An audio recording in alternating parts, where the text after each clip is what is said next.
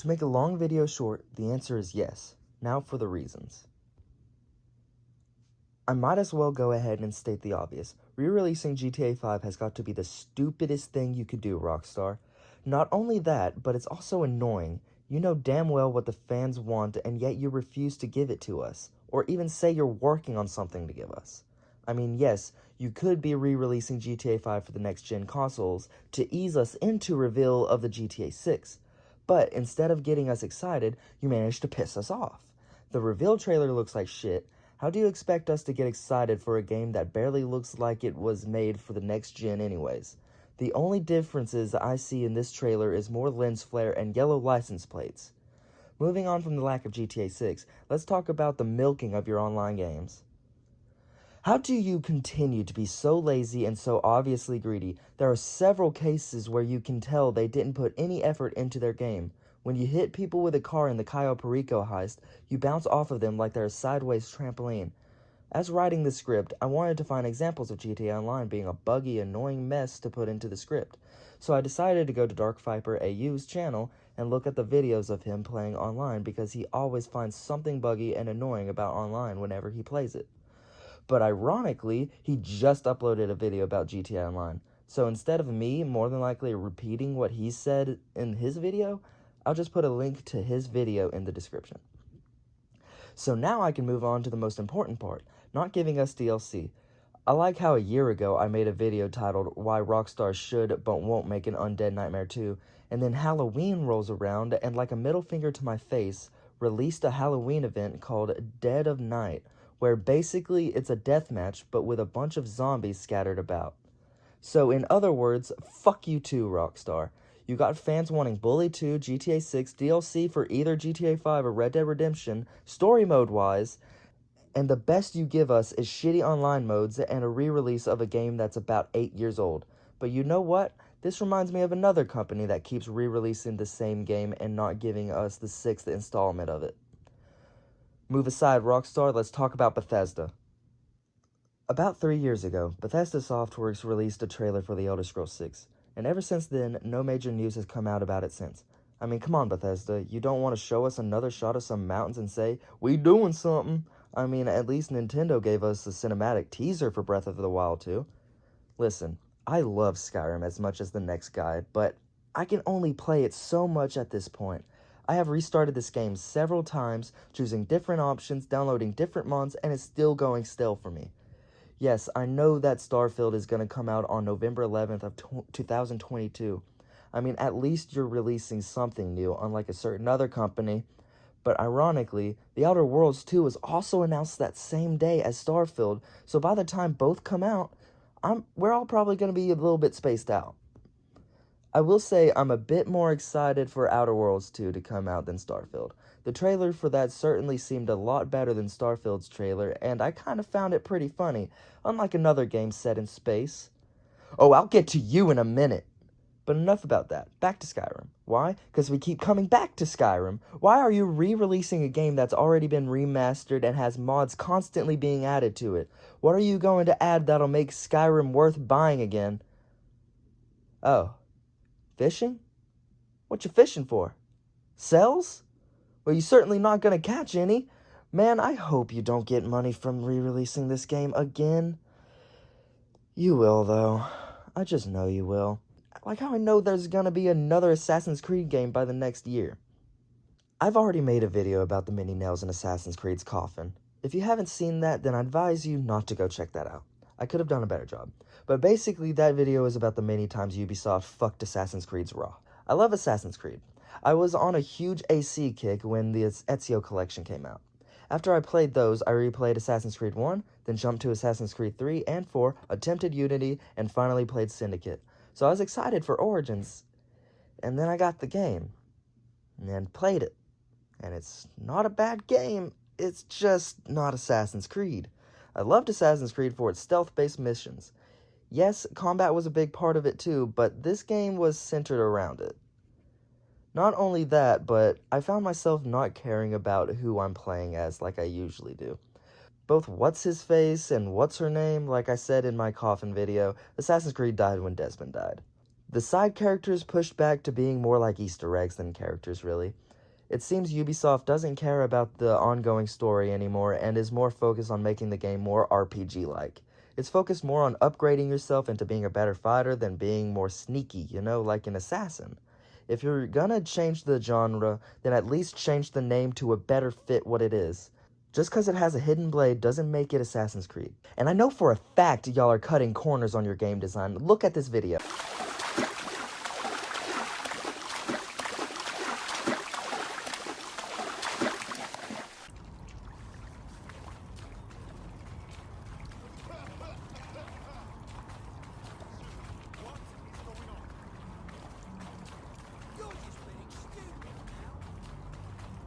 An actual shame. You should be embarrassed. Go to the corner and think about your stupidity.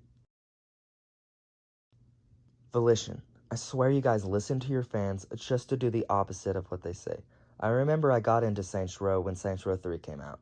That was actually the first Saints Row game I played, and I instantly got hooked. I played Saints Row 1 and 2 after that.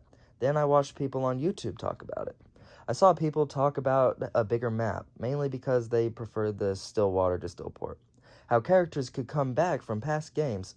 Dex gave suggestions about what can be added, like stuff from past Saints Row games that were left out of Saints Row 3, and then Saints Row 4 came out, and what the fuck. Not only did you not put in a new map, or even the old one, you gave us a kind of washed down one with all the old HQs from the past games being deleted. You gave us a crazy out-of-this-world story, which is fun to play through up until you beat the game. Then we're just kind of bored because there's not much really left to do. The side activities are boring. We got super speed, so no use in stealing cars. There's no risk in combat because I literally can just run around spamming the melee button. And when people complained about that, what did you do? You gave us Gat Out of Hell, which was basically the same thing, except instead of aliens, it's demons. And it's a bit more aesthetically pleasing, though. But hey, at least you're bringing back characters from past games, like Dane Vogel. That's cool. And then you gave us side mission things where we killed Dex over and over again. But it just wasn't what the fans wanted.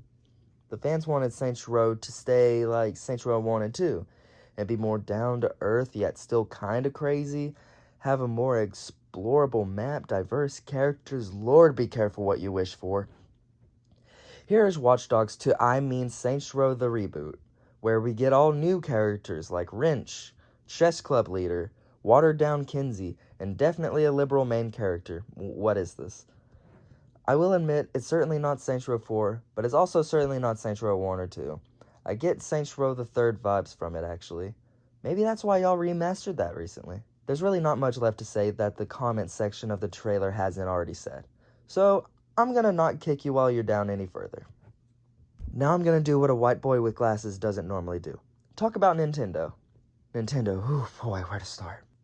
First off, I'm gonna up and say it. Fuck Nintendo. Of course, I've loved you for as long as I can remember, but I can't excuse the fact that you have been acting like an uptight ass lately. Cease and desists up the ass. We got people, Kaze, doing some awesome shit to Mario 64. Enhancing the game, fixing some stuff, making it look good. Something y'all didn't do for 3D All-Stars. Oh, I'll get to that in a second. You got awesome modders making awesome things from these games, and yes, they're all free. And Nintendo looks at these and goes, I don't like this, stop! Why? They're not making a profit off of it. And you're not really selling these games anymore anyways. Actually, if memory serves right, Kaze didn't even have a Patreon until after you almost shut his YouTube channel down. Thanks to your retardation, you've successfully made your own enemy. I know in the past you've let people use your property and they made literal dog poopy out of it.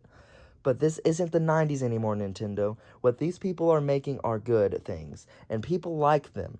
I don't care if it's your property. If they're doing good and they're not making a profit off of it, then you should really back the fuck off. Now, 3D All-Stars. This is a fucking emulator. This is literally the laziest thing you could have done. For the Mario 64 game, I can't do the backwards long jump glitch because they took that out. Why? Let me enjoy the game. This goes back to how Kaze was able to make this game widescreen, have the camera actually spin around like games nowadays do, fixed Mario's model, and all around did a better job at making the game re-releasable than you lazy ass. And it's not just 64. You could have fixed some things about Mario Sunshine as well. What the Pianta doing? Now, I don't know if you could tell or not, but I'm a big Mario fan. I have been since I was a kiddo. And I am actually kind of hyped for this new Mario movie coming out. Hopefully Illumination is gonna do what Nintendo hasn't done and actually use some of the Mario characters. And I'm not talking about Mario sports games or the Mario Party games, I mean mainline stuff. Daisy hasn't been in a mainline Mario game since the games she was introduced in. You could have had her in the new Super Mario Bros. Games, and yet you had a yellow and blue Toad as playable character. Why? For the new Super Mario Bros. U Deluxe, you got Toadette, which I'm glad for. She hasn't been used in mainline games before. But my girl Daisy needs that spotlight. Come on, man. While Luigi has yet to actually be used in a game other than any of the sports and Mario Party games. He's not even a playable character in Spash. He's not even a playable character in Smash. Why even have him be a character if you're not gonna use him? Birdo has yet to really pop back up in any other Mario game, once again, other than Party and Sports. What's she up to these days? Huh, Nintendo? Wanna answer me that? Smash Bros. Ultimate. I don't care much about Smash Bros, but I can't excuse the fact that you keep putting in anime dudes with swords as fighters. I've seen so many complaints about this. Just put in what people want. Literally nobody asked for so many sword fighters. Fuck it. Let's bring up the time you took down videos that played music from Ocarina of Time and Mario 64. Actually, let's bring up the Etika situation. You know what? Run the videos. Their sites and put the crosshairs on one man making custom Joy-Con controllers that were made to honor Etika. Etika was a YouTuber and a streamer and a huge fan of Nintendo IPs, and a man named Captain Alex was making Joy-Con controllers to honor him. And of course, Etika had the Joy-Con boys, so the controllers were outfitted with Joy-Con boys on the controller, and the money that was being made from those was going into charity. And of course, Nintendo, being the greedy, soulless corporation that it is, they sent a cease and desist, shutting down production. Nintendo and cease and desist go together like cereal and milk, peanut butter and jelly. They just fit together so nicely. It's used so often. Nintendo and cease and desist are pretty much synonymous at this point. Like from now on, if you get a cease and desist, you can just call it getting Nintendo'd by this point. They cease and desist anybody. They would send a cease and desist letter to a 4-year-old that did a crayon drawing of Super Mario. Today, they shut down the soundtrack for Super Mario, Zelda, and Mario Kart Wii. You can no longer hear the soundtrack on YouTube. They've blocked all of it, or at least most of it, and they're going to continue to do so. It is now forbidden music, because it's Nintendo's music. And the Splatoon community then went to a different tournament with a $1,500 grand prize pool, which absolutely annihilates Nintendo's official one. So it worked out for the Splatoon community, but it just shows Nintendo's willingness to spit in the face of the people that love their games so much. Nintendo fucking hates gamers, I think it's safe to say at this point. They genuinely do everything they can to go out of their way to shit on the fun. And also, even more laughably, one of the Splatoon Opens, the grand prize of $25 wasn't even awarded to the team that won it. Here's a tweet from the team that won. They never even got their $25 gift card.